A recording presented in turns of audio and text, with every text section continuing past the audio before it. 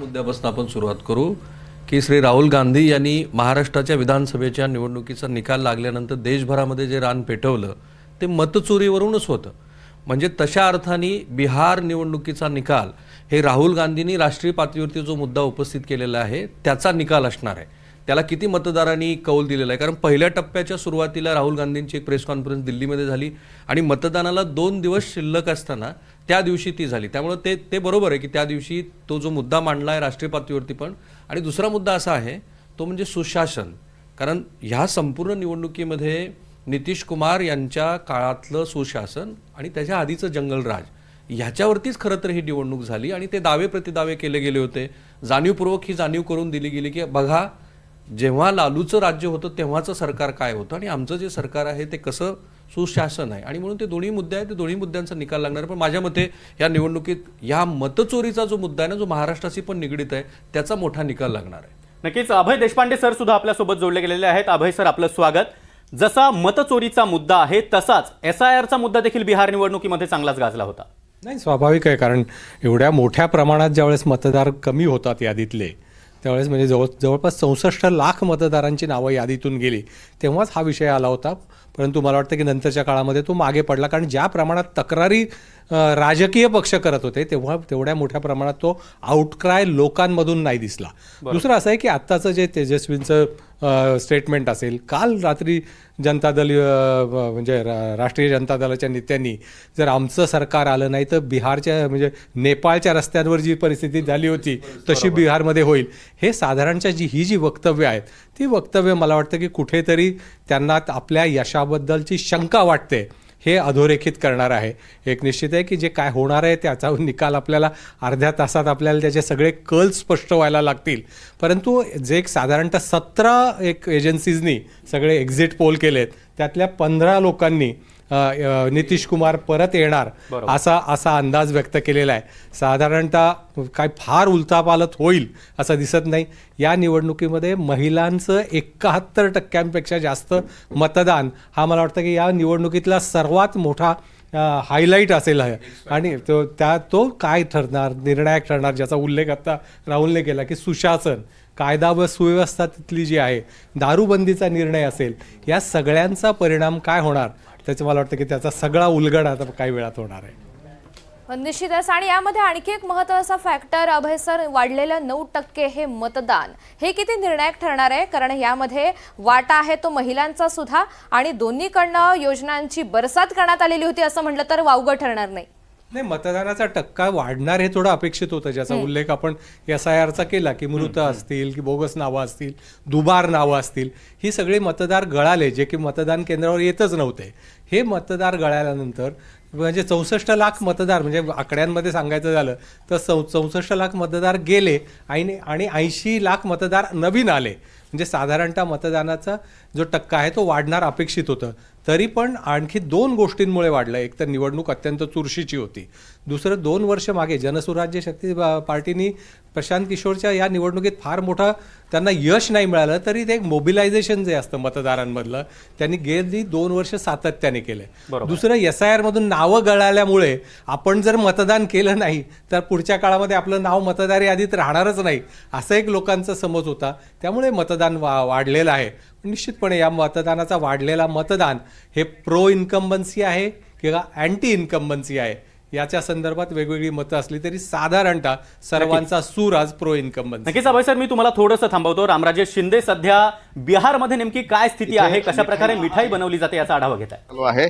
इथले जे भाजपचे कार्यकर्ते आहेत किंवा त्यांच्यासोबत हा मिठाई जो आहे ते बनवलं जात आहेत। पाहतोय की आपण सकाळपासूनच ही जिलेबी जी आहे ते बनवण्याचं काम जे आहे ते सुरू केलेलं आहे आणि इथे संध्याकाळपर्यंत असंच गर्दी जी असणार आहे ती राहणार आहे। आणि ही तयारी जी आहे ती काल रात्रीपासून सुरू करण्यात आली होती, म्हणजे की भाजपला बिहार विजयाचा कुठेतरी एक स्पष्टपणे मेसेज जो आहे तो दिला जात आहे। भाई, क्या कब से तैयारी चल रही है? अभी करिए। His residence in Patna, like every day, Lalu Yadav and जी आप तस्वीर देखिए कि राजद सुप्रीमो लालू प्रसाद यादव, माफ कीजिएगा, तेजस्वी यादव और मीसा भारती वो अब राबड़ी देवी के आवास से बाहर निकलते हुए नजर आ रहे हैं। तेजस्वी यादव जो हैं वो अभी अपने आवास से निकल रहे हैं और एक पोलो रोड जो कि उनका सरकारी आवास है वो वहां पर जा रहे हैं। उनके साथ उनकी बड़ी बहन मीसा भारती भी मौजूद हैं। तो लालू यादव और राबड़ी देवी का जो आवास है उस आवास से अब तेजस्वी यादव जो है वो निकल चुके हैं और अपने सरकारी आवास यानी कि एक पोलो रोड पर तेजस्वी यादव जो है वो रवाना हो गए हैं और उनके साथ उनकी बड़ी बहन मीसा भारती भी मौजूद हैं। और तेजस्वी ये लोग जो है सुमित जी मैं आपको बता दूं तो गाड़ी जो है वो तो ड्राइवर चला रहे थे, पर मीसा भारती जो है वो आगे बैठी हुई थी और पीछे वाली सीट पे खुद तेजस्वी यादव बैठे हुए थे। और तेजस्वी यादव का जो नेता प्रतिपक्ष वाला आवास है एक पोलो रोड, वहां के लिए दोनों लोग रवाना हुए हैं क्योंकि आरजेडी का जो वॉर रूम है वो तेजस्वी यादव के सरकारी आवास पर बनाया गया है। तो तेजस्वी यादव वहां के लिए रवाना हो गए हैं। जी सुमित। तर राहुल सर, मी तुमच्याकडे पुन्हा एकदा येतो। जसा अभय सरांनी उल्लेख केला की प्रशांत किशोर यांनी मोठी राळ उठवलेली होती प्रचाराची, अगदी चालत त्यांनी संपूर्ण बिहार पिंजून काढलेलं होतं। गेल्या 2 वर्षांमध्ये तर त्यांनी संपूर्ण बिहारमध्ये सातत्यानं जनतेमध्ये पोहोचण्याचा प्रयत्न केलेला होता।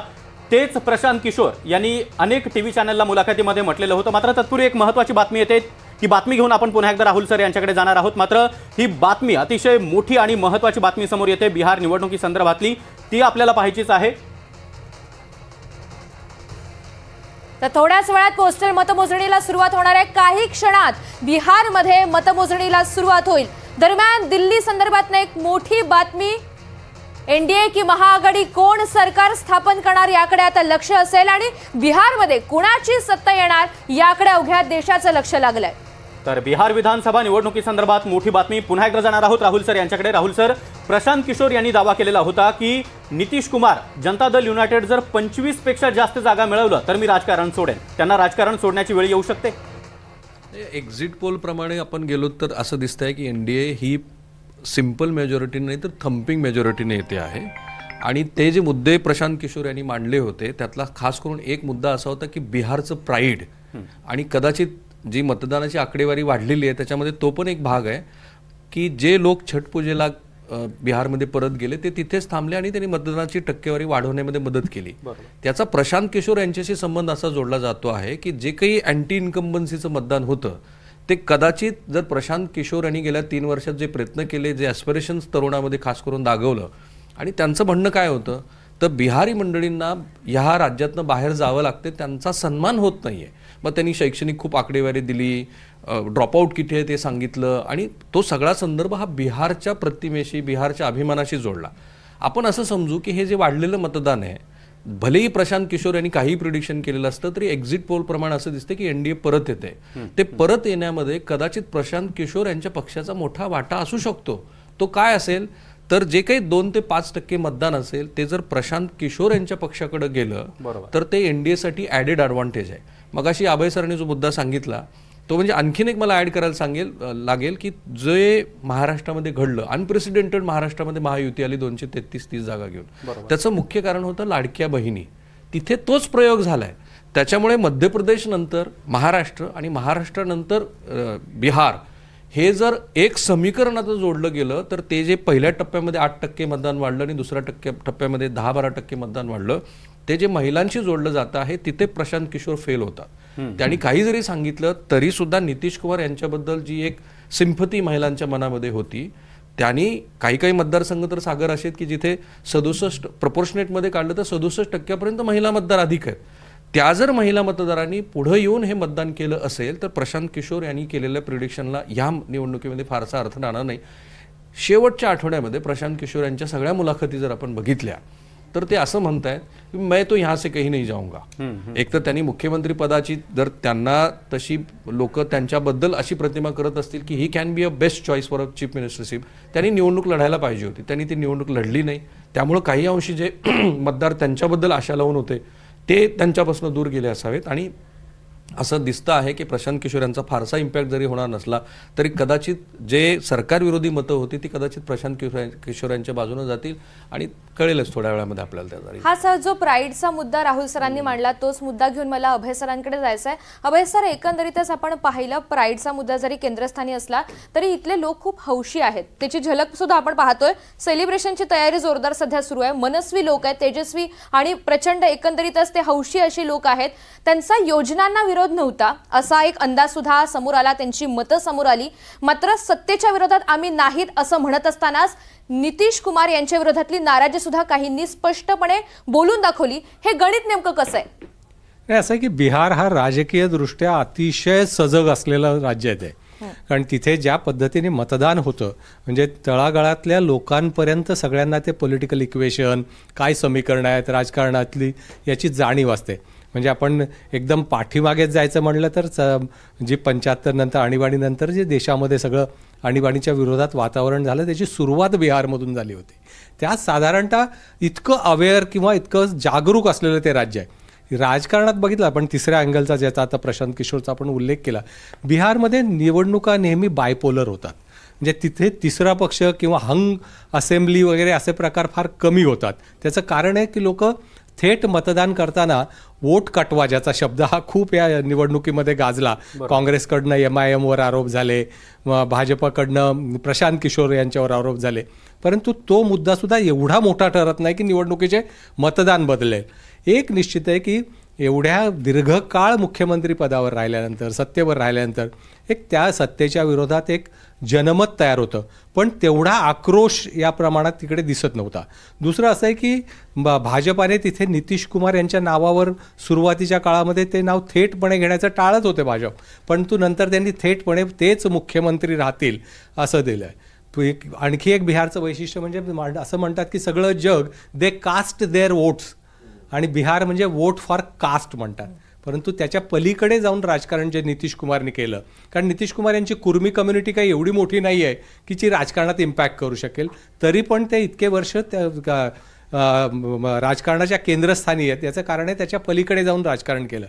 जातीच्या गणिताच्या पलीकडे जायचं असेल ना, तुम्हाला दोनच मार्ग असतात की धार्मिक ध्रुवीकरण करणे किंवा सुशासन देऊन त्याच्या नावावर मतं मागणे. मला वाटतं की नितीश कुमार यांनी तो दुसरा मार्ग घेतला आणि त्याची तुलना करायला आधीचा कार्यकाळ लालू प्रसाद यांचा होता. तो त्याच कार्यकाळाची वारंवार आठवण, म्हणजे थोडक्यात सांगायचं झालं तर गब्बर सिंग आएगा ही जी भीती आहे ही राजकारणामध्ये जर ती दाखवत असेल तर ती जंगलराजची बिहारमध्ये या संपूर्ण प्रचारात दाखवली गेली आणि त्याचा परिणाम थोडाफार या एक्झिट पोलमधून तरी निश्चितपणे दिसतोय. आणि त्याच्यामध्ये नितीश कुमार यांची टॅली मागच्या वेळेस खूप खाली गेली होती, भाजपाला चांगलं यश मिळालं होतं, तर नितीश कुमार यांचाही परफॉर्मन्स त्यांच्या पक्षाचा यावेळेस सुधारेल असं म्हणतायत. त्यामुळे कदाचित ते 150चा जो त्यांचा नारा आहे त्याच्यापर्यंत पोहोचतील असं आत्ता तरी दिसतंय. नक्कीच अभय सर, 8 वाजायला अवघे काही सेकंद आता बाकी आहेत. ठीक आहे, तो 8 वाजता मतमोजणीला सुरुवात होणार आहे.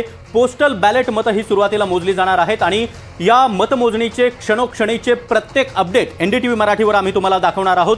वर आपण NDTV मराठीची स्क्रीन पाहिली तर वरच्या बाजूला 243 जागांपैकी कुणाला किती जागा मिळणार आहेत हे आपण स्पष्टपणे पाहू शकतोय. तर महाआघाडी किंवा NDA असेल यांच्यामध्ये कुणाला किती जागा मिळतील हे देखील स्पष्टपणे आपण या स्क्रीनवर पाहू शकणार आहात. अगदी काही क्षणामध्ये आता मतमोजणीला सुरुवात झालेली आहे. एकंदरीत पाहिलं 8 वाजलेले आहेत आणि आता मतमोजणीला सुरुवात झालेली आहे. 38 जिल्ह्यांमध्ये ही मतमोजणी सुरू होणार आहे. अगदी थोड्याच वेळात मतमोजणीला सुरुवात होते आणि पुढील 30 सेकंदांमध्ये पहिला कल हाती येणार आहे. सुरुवातीला पोस्टल बॅलेट मतमोजणी पार पडेल आणि त्यानंतर खऱ्या अर्थानं मतमोजणीला सुरुवात होणार आहे. राबडी देवींच्या निवासस्थानावरून तेजस्वी यादव निघालेले आहेत आणि दुसरीकडे JDU दावा करतंय की पुन्हा एकदा सुशासन येणार, तर मतमोजणीमध्ये घोळ होऊ शकतो असा आरोप तेजस्वी यादव यांनी केलेला आहे. एक प्रकारे आपल्या पराभवाची चाहूल त्यांना लागली आहे का अशी शंका देखील आता उपस्थित केली जाते. तर बिहारमध्ये आता मतमोजणीला सुरुवात झालेली आहे. बिहारमध्ये मतमोजणीला सुरुवात झालेली आहे. 8च्या ठोक्याला ही सुरुवात झालेली आहे. त्यामुळे काही वेळापूर्वी जे आरोप दावे करण्यात आलेले होते तेजस्वी यादव यांच्या माध्यमातून की मतमोजणीला उशीर केला जाऊ शकतो हे फोल ठरलेले आहेत. बिहारमध्ये मतमोजणीला सुरुवात झालेली आहे. दुसरीकडे राजकीय घडामोडींना सुद्धा काही प्रमाणामध्ये सुरुवात झाली आहे. राबडी देवी यांच्या निवासस्थानामधून आता तेजस्वी यादव निघालेले आहेत.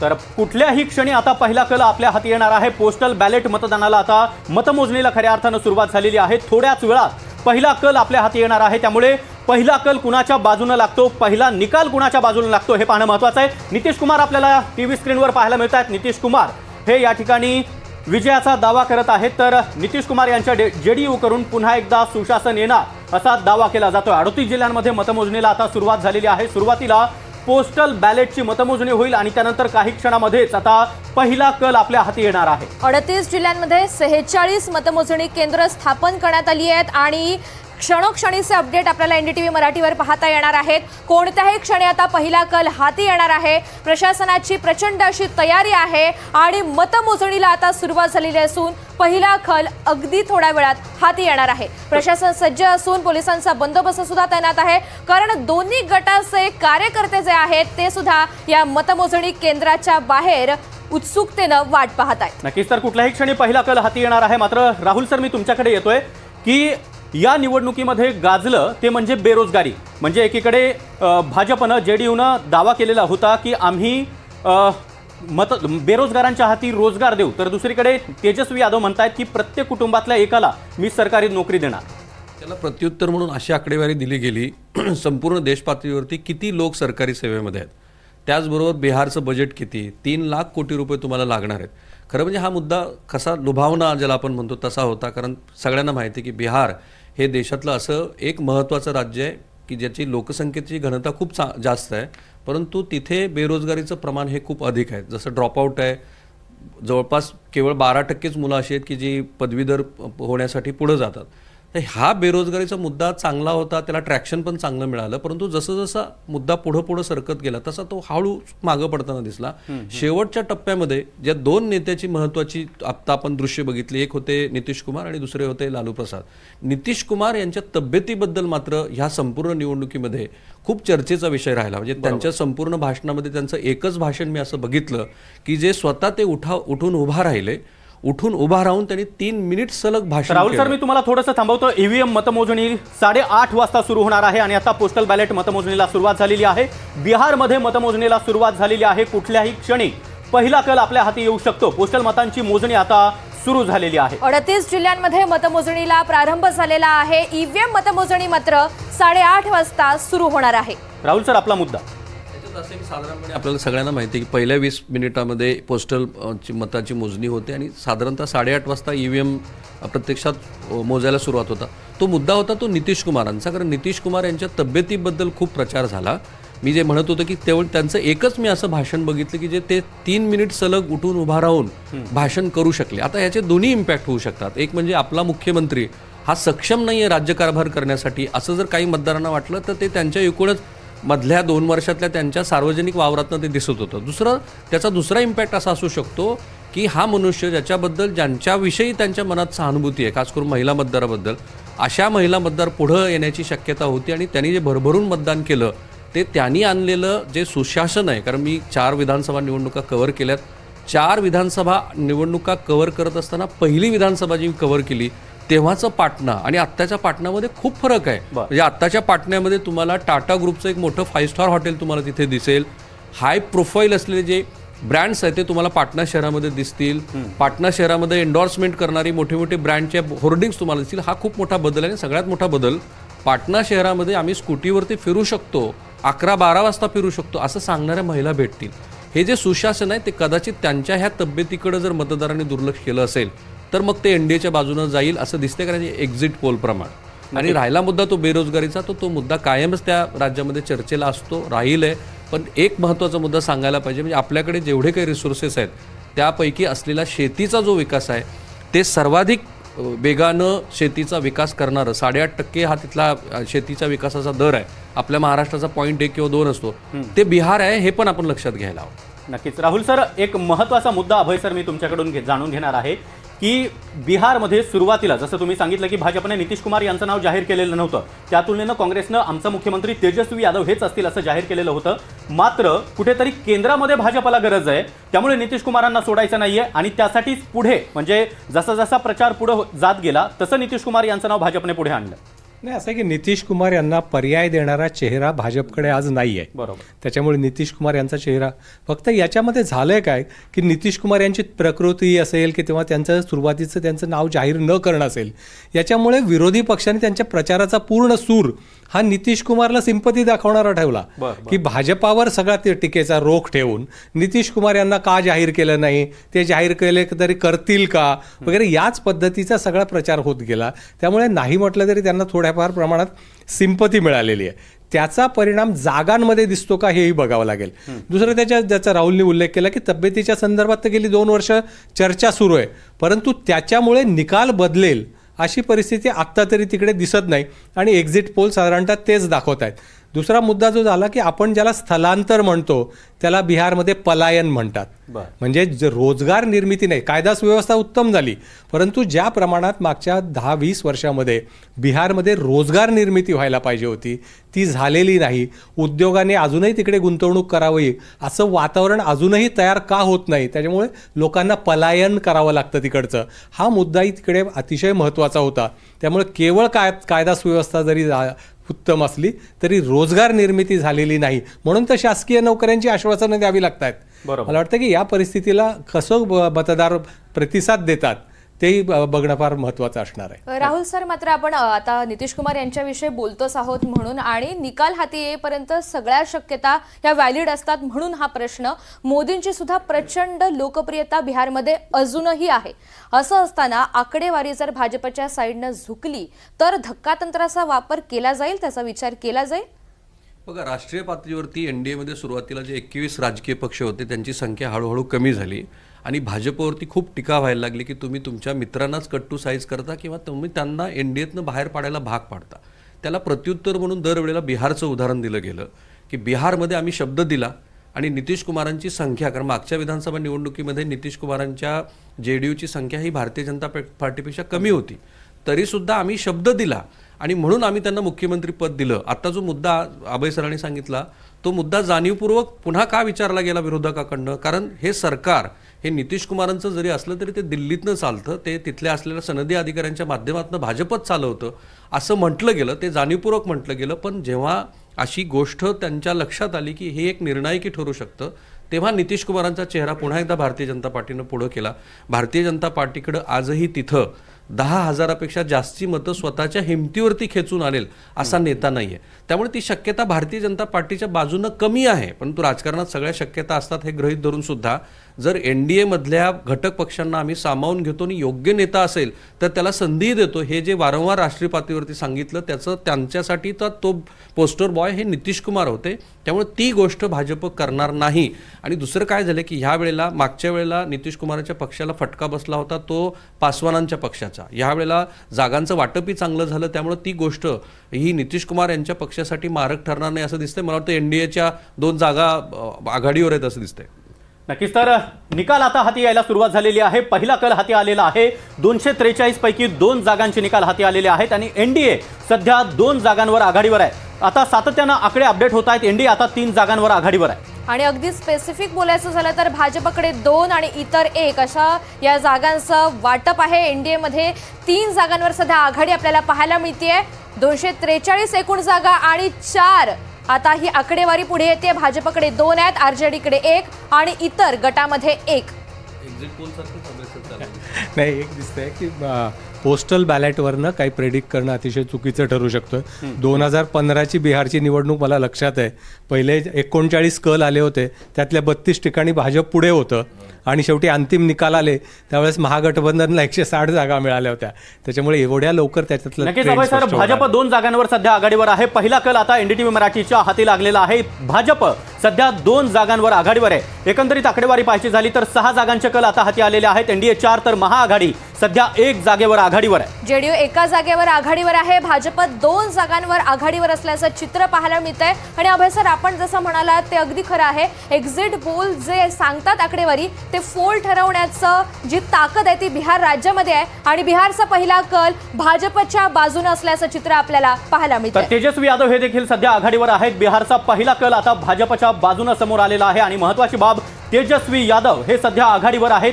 एकूण आकडेवारी पाहायची झाली, भाजप 3 जागांवर, काँग्रेस 1, जेडीयू 1, प्रशांत किशोर यांचा जनसुराज्य 1 जागी, तर आरजेडी आणि इतर असे 1 जागी आघाडीवर आहेत. त्यामुळे तेजस्वी यादव सध्या आघाडीवर आहेत. राहुल सर, पहिल्याच ह्याच्यामध्ये पीकेला 1 जागा जर आघाडीवरती मिळत असेल तर त्यांच्यासाठी शुभ संकेत आहेत, कारण एकूण सगळ्या एक्झिट पोलमध्ये 2 किंवा 5 एवढ्या दरम्यानच त्यांचा पक्ष जागा मिळेल असं दिसतं. पण पुन्हा अभय सर म्हणाले तसंच की ह्या सगळ्या ट्रेंडवरती इतक्या लवकर भाष्य करणं काही योग्य नाही, पण एक्झिट पोल जसे होते त्याप्रमाणे हा कल येताना दिसतो. तेजस्वी यादव पण आघाडीवरती आहेत, भाजप 3 आणि जेडीयू 1, म्हणजे प्रपोर्शन पुन्हा बदलते की काय, कारण पोस्टल बॅलेट जे आहे ना, तो मतदार जो असतो ना, तो साधारणतः कुठल्या बाजूने कल देतोय आतापर्यंतचा अनुभव बघितला तर पीकेंची जागा मला वाटतं की त्याप्रमाणे असू शकते. आणि एक्झिट पोल विषयी आपण बोलतोय म्हणून मैथिली ठाकूर आघाडीवर आहे, हे तर आश्चर्यजनक आहे. इंटरेस्टिंग आहे निवडणूक मैथिलीची, कारण ती सगळ्यात टफ मानली जात होती, ती ज्या ऑपोनंटच्या विरोधात होती ते प्रस्थापित राजकारणी आहेत. आणि मैथिलीचं आपल्याला सगळ्यांना माहिती की ती ज्या कारणासाठी महाराष्ट्रात पण फेमस आहे,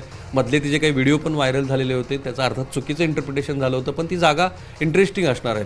तर महुवामधून तेजप्रताप यादव हे देखील आता आघाडीवर आहेत. तेजप्रताप यादव यांची आरजेडीमधून हकालपट्टी झालेली होती, त्यानंतर त्यांनी महुवाच्या नावानं ही निवडणूक लढवलेली होती. तर तारापूरमधून सम्राट चौधरी आघाडीवर आहेत, भाजपचे उपमुख्यमंत्री आणि आता भाजपचा प्रमुख चेहरा सध्या आघाडीवर आहेत सम्राट चौधरी. तर एक एक कल आता हाती येतात, हे सुरुवातीचे कल आहेत, हा निकाल नाही. मात्र या कलांमधून चित्र स्पष्ट होताना दिसत आहे. सध्या बिहारच्या 9 जागांचे कल हाती आलेले आहेत. तारापूरमधून सम्राट चौधरी सध्या आघाडीवर आहे. आणि या आकडेवारी आपण विभागलेली कशी आहे ती जाणून घेऊया. 243 पैकी 9 जागांचे कल हाती आलेत. भाजप 3, काँग्रेस 1, जेडीयू 1, पीके 2, लोजपा अजूनही 0 जागांवर आहे आणि आरजेडी 1 तर इतर 1.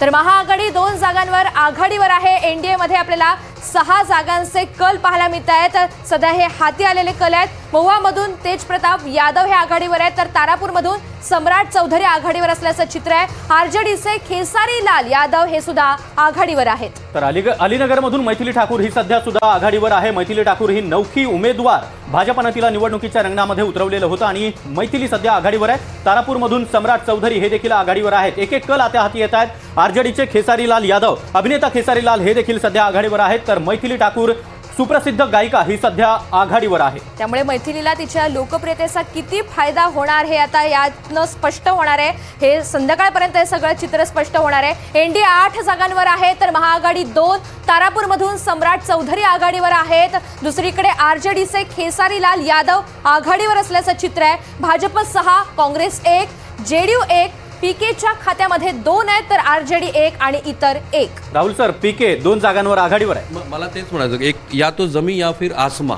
असं त्यांचं म्हणणं होतं. एक तर मी आकाशात राहीन, नाही तर जमिनीवर जाईल, मध्ये काही मार्ग नाही. पण मध्ये ते दिसत आहेत. एक जागा तेजप्रतापची आहे. इंटरेस्टिंग आहे तेजप्रताप. पण प्रपोर्शनेट मध्ये जर बघितलं तर भाजप 6 जागेवरती आघाडीवर आहे आणि जेडीयू फक्त 1 जागेवरती आघाडीवर. पण पुन्हा तोच खेळ होतो की काय असं वाटायला लागलं आता. मागच्या वेळेस ते पेठशाट मगाशी उल्लेख केला आपण, त्याची झालं होतं, त्याचं कारण त्यांचा परफॉर्मन्स खूप पुअर राहिला होता जेडीयूचा.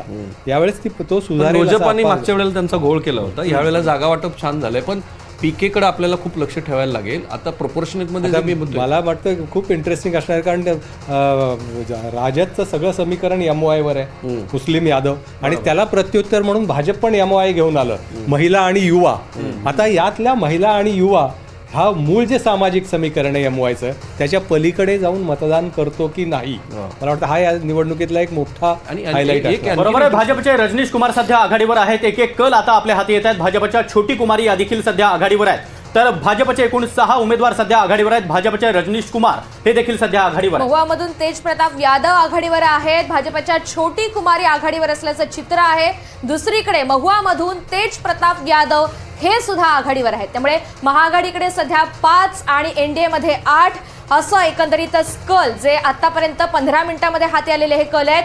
बिहारमध्ये एकूण जागा 243, 122चा आकडा आहे बहुमताचा, आणि त्यापैकी 15 जागांचे कल हाती आले, ज्यामध्ये भाजप 6, काँग्रेस 1, जेडीयू 1, पीके 2, आरजेडी 4, इतर 1. आता आरजेडी 5 झालेत आता. म्हणजे जे एक्झिट पोल मध्ये सांगितलं जात होतं की महागठबंधन मधल्या पक्षाला फारसं यश नाही मिळणार आहे, हे जर प्रोपोर्शनेट मध्ये बघितलं आपण तर भाजप 7 आणि नंबर 2 ला आरजेडी आहे. त्याच्यानंतर जो सत्ताधारी पक्ष ज्याचा मुख्यमंत्री आहे तो सर्वात कमी, म्हणजे जेडीयू 1 आणि जेडीयू पेक्षा पीके जास्त संख्येने आहे. हे जर कल आपण आता असेच पोस्टलचे गृहीत धरले तर भाजप आणि आरजेडी हे पहिल्या कलामध्ये असं दिसतं की नंबर 1 आणि नंबर 2 वरती आहेत. याचा अर्थ असा की एक्झिट पोलमधल्या ज्या काही कॅल्क्युलेशन्स जी गणिती होती त्या थोडंसं करेक्शन ह्या पहिल्याच टप्प्यामध्ये मला तर दिसायला लागलं. पण मागच्या वेळेस सुद्धा म्हणजे राष्ट्रीय जनता दल क्रमांक 1चा पक्ष राहिला होता. भाजपलाही त्यांनी मागे टाकलेलं होतं. याही निवडणुकीत त्यांच्या परफॉर्मन्स बद्दल चिंता नव्हती. नाही, पण काँग्रेसचा एक्झिट पोल आले performance काय तेव्हा झाला हा सगळ्यात मोठ्याच गोष्ट विषय मागच्या वेळेला काँग्रेसनेच गोळ घातला होता. आता जर बघितलं आपण एनडीए आणि महागठबंधन असा जर विचार केला आपण तर 8 एनडीए आणि 6 आज आता महागठबंधनचं तर सुरुवातीच्या कलांमध्ये काटेकी टक्कर आपल्याला पाहायला मिळते. 15 मिनिटं झालेली आहेत, मतमोजणीला सुरुवात झाली आहे. प्रशांत किशोर यांच्याकडे 2 कल आहेत आणि सुरुवातीच्या कलांमध्येच काटेकी टक्कर आहे असं एकंदरीत चित्र आहे. तर भाजपचा आकडा वाढलेला आहे. भाजप सध्या 8 जागांवर आघाडीवर आहे आणि एकंदरीत एनडीए 11 जागांवर सध्या आघाडीवर आहे आणि महाआघाडी ही 6 जागांवर सध्या आघाडीवर आहे. जेडीयूचा आता कल हाती येतोय. जेडीयू सध्या 2 जागांवर आघाडीवर आणि प्रशांत किशोर या ठिकाणी महत्वाचा फॅक्टर ठरताना दिसतात. प्रशांत किशोर यांचा जनसुराज्य 2 जागांवर आघाडीवर आहे. Too early to predict. पण हे असेच जर कल राहिले तर पुन्हा ते चित्र दिसते की जे एक्झिट पोलमध्ये आपण सगळ्यांनी प्रिडिक्ट केलं होतं, जे देशाला सगळ्या वेगवेगळ्या सर्व्हेनी सांगितलं, त्याच्यापेक्षा पहिल्याच टप्प्यामध्ये एक मोठा चेंज दिसतोय मला की पीकेला सुद्धा जे ह्याच प्रोपोर्शनेटमध्ये बघितलं तर जर असाच आकडेवारीचा कौल राहिला तर कदाचित पीकेच्या जागा वाढतील, आरजेडीच्या जागा वाढतील आणि आता एनडीए 12 आणि महाआघाडी 8 आहे. ह्याच प्रोपोर्शनेटमध्ये आपल्याला असाच कल राहील का ते बघायला लागेल. नक्कीच. तर कांटेकी टक्कर सध्या सुरुवातीच्या कलांमध्ये आपल्याला पाहायला मिळते. प्रशांत किशोर यांच्या पक्षाला जनसुराजला सध्या 2 जागा आघाडीवर असल्याचं पाहायला मिळत आहे. तर बिहार निवडणुकांचे कल आता हाती येत आहेत. पोस्टल बॅलेटचे हे कल आहेत. प्रशांत किशोर यांच्या पक्षाला 2 जागांवर सध्या आघाडी मिळाली आहे. जेव्हा आपण काटेकी टक्कर अभय सर म्हणतो तेव्हा 2 एक्झिट पोल हे महाआघाडींच्या साईडनं होते असं सुद्धा चित्र आलेलंच होतं समोर. हो बरोबर. कारण असं आहे की आत्ताच्या या आकड्यावरनं फार काही गणितं मांडण्यात अर्थ नाही. जेव्हा EVMचे साधारणतः 2 राऊंड होतील त्याच्यानंतर मला वाटतं की कल स्पष्ट व्हायला सुरुवात होईल. पोस्टल बॅलेटमध्ये ही मतदान साधारणतः काय असेल, सूर असेल दिसतोय, परंतु जोपर्यंत EVMची मतमोजणी सुरू होत नाही तोपर्यंत या कलाला मला तसं फारसा महत्त्व द्यावं असं वाटत नाही. नक्कीच. तर बिहार निवडणूक निकालाचे कल आता हाती येत आहेत. 243 जागांपैकी 24 जागांचे कल सध्या हाती आलेले आहेत. भाजपचे रजनीश कुमार हे सध्या आघाडीवर आहेत. सुरुवातीला कलांमध्ये आपल्याला कांटेकी टक्कर पाहायला मिळत आहे. भाजप सध्या 10 जागांवर आघाडीवर आहे, काँग्रेस 1 जागी, तर जेडीयू सध्या 3 जागांवर आघाडीवर आहे. प्रशांत किशोर यांचा जनसुराज्य 2 जागांवर, लोक जनशक्ती पार्टी अर्थात आता 1 जागा त्यांना आघाडीवर मिळालेली आहे. आरजेडी 7 जागांवर आणि इतरांच्या खात्यामध्ये सध्या 1 जागेची आघाडी पाहायला मिळते.